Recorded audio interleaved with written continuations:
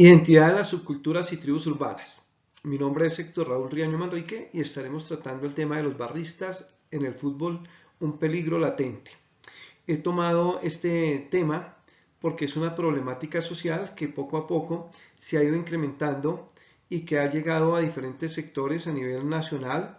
También se puede hablar de ciudades, países, regiones y que hacen parte de una problemática social donde encontramos problemas de violencia, de intolerancia, de agresión, de delincuencia y que afectan a terceras personas, es decir, a toda la sociedad.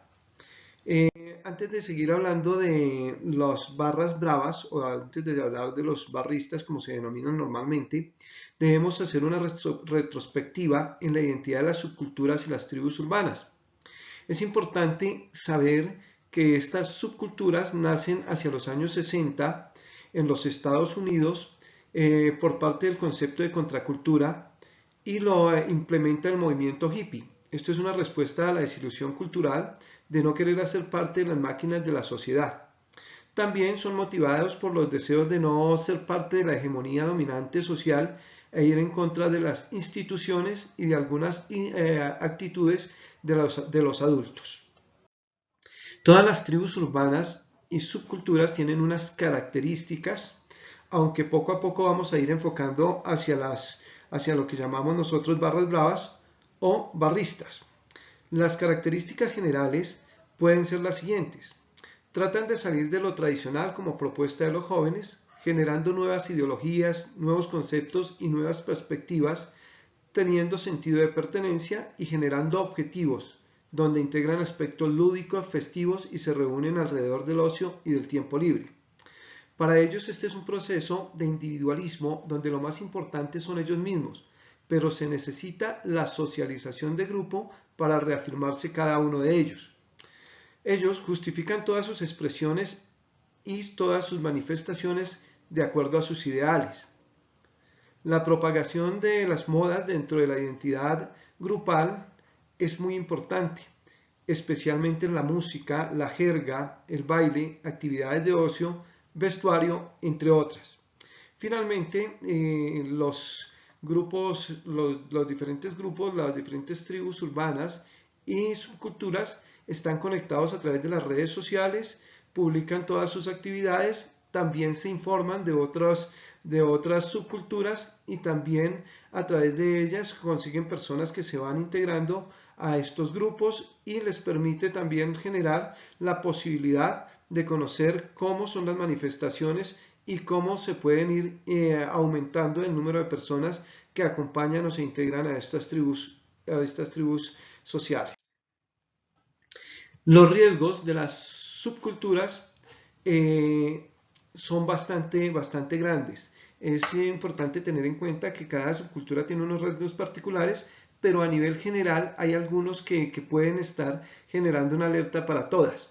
Por ejemplo, las tribus urbanas se encuentran en riesgo por el dominio y la dominación de la comercialización y el lucro de las empresas. La inminente amenaza de la insignificancia personal porque prima lo grupal. Las subculturas ofrecen a los jóvenes un lugar para construir una identidad diferente a lo que le ofrecen los adultos. En las subculturas se encuentra un hibridismo de las culturas juveniles, lo aprendido de una manera local como las costumbres, el lenguaje, la cultura, se fusiona con un producto cultural ajeno, generando alteraciones de cultura y generando nuevas experiencias. También tienen que construir su propia biografía individual y colectiva sin la garantía de tener como recurso el pasado, y esto les genera un gran riesgo dentro de la formación de su identidad tanto personal como grupal.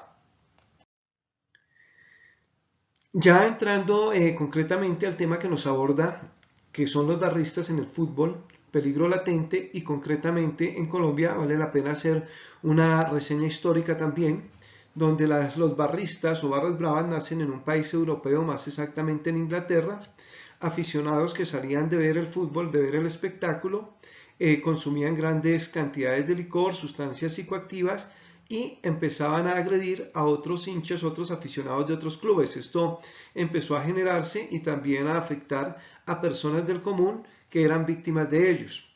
Dentro de esa misma historia se puede marcar que las barras bravas llegan a los mundiales de fútbol, es decir, se transmiten a través del mundo por las diferentes encuentros internacionales. Como lo decíamos, en los años 70-80 en Europa empiezan a tener furor. Luego de ello salen hacia Sudamérica, donde en Argentina se ven las primeras barras bravas con equipos tradicionales como el Boca Juniors o el River Plate.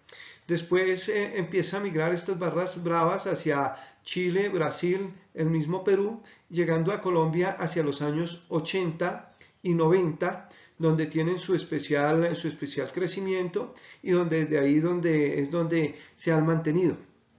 Características de estas barras bravas ya muy particulares de estas tribus urbanas es que ellos son hinchas de un equipo de fútbol en particular y de un color.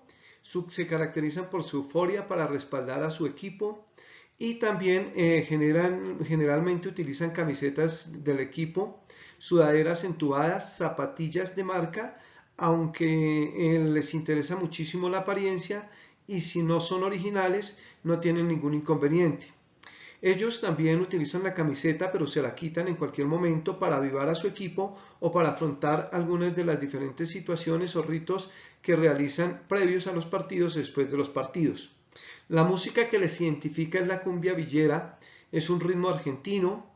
Dentro del peligro que generan estas subculturas, precisamente está la de la agresión. Ven como enemigos a otros barristas que apoyan a otros equipos e inclusive han llegado a ver como enemigos a barristas, compañeros de ellos que no comparten o que no realizan las mismas actividades.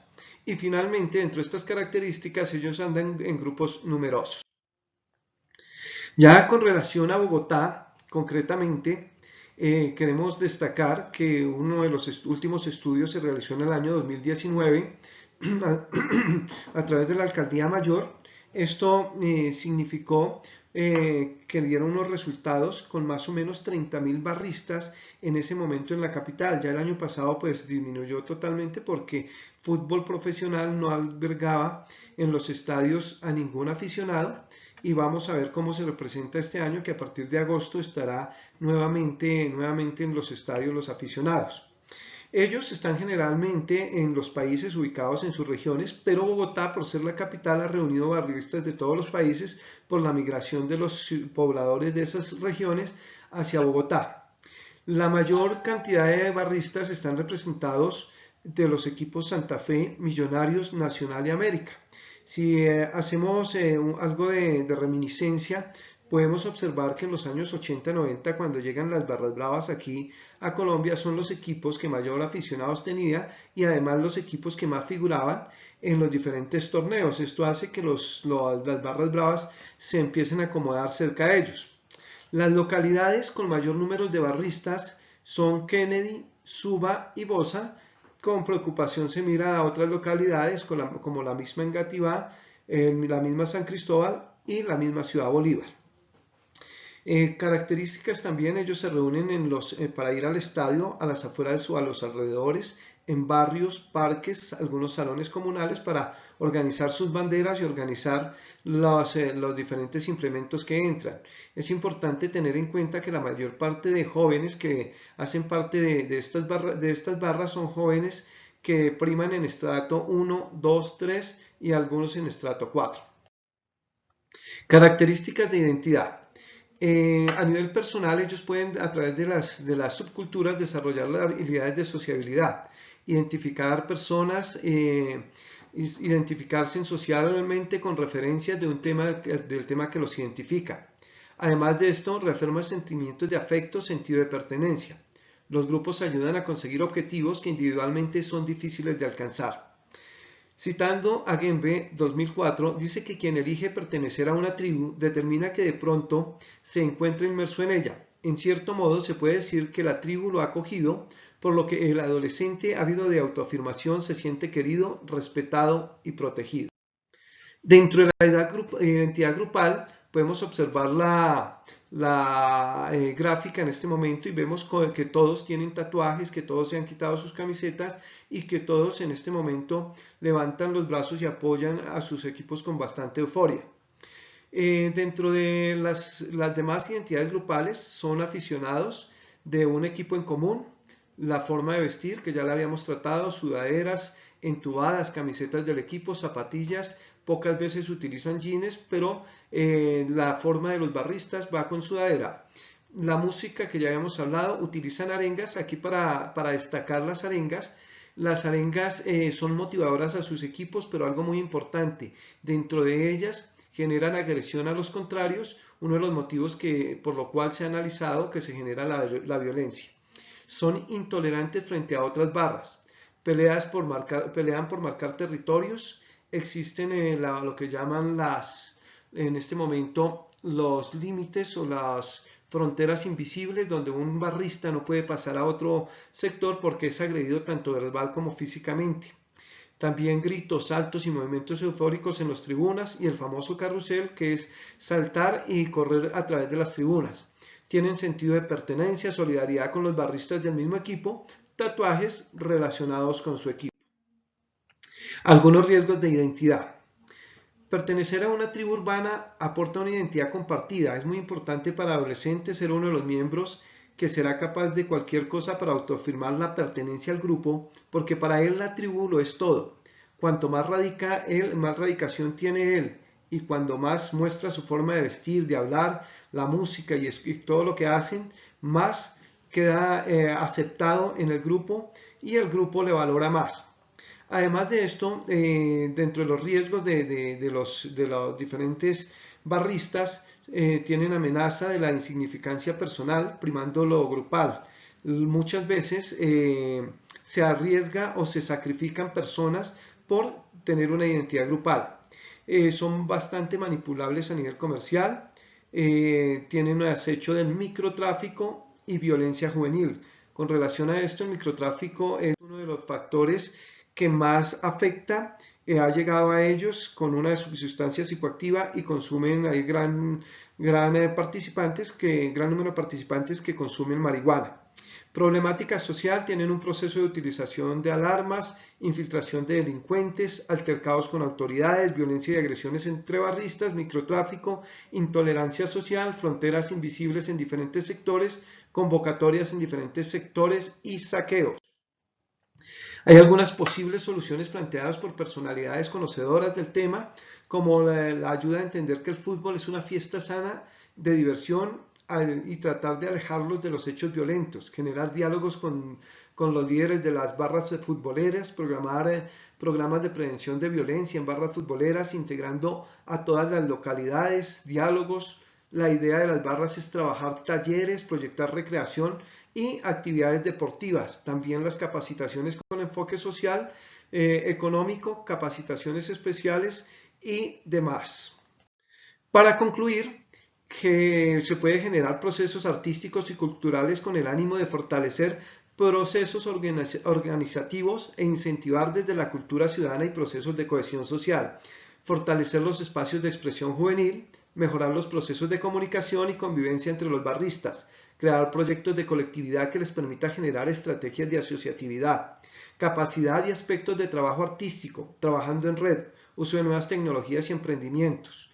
Las barras bravas son un problema de seguridad en el país por la violencia con la que acompañan sus manifestaciones, por eso es necesario una regulación que permita controlar y evitar que vulneren derechos de terceras personas.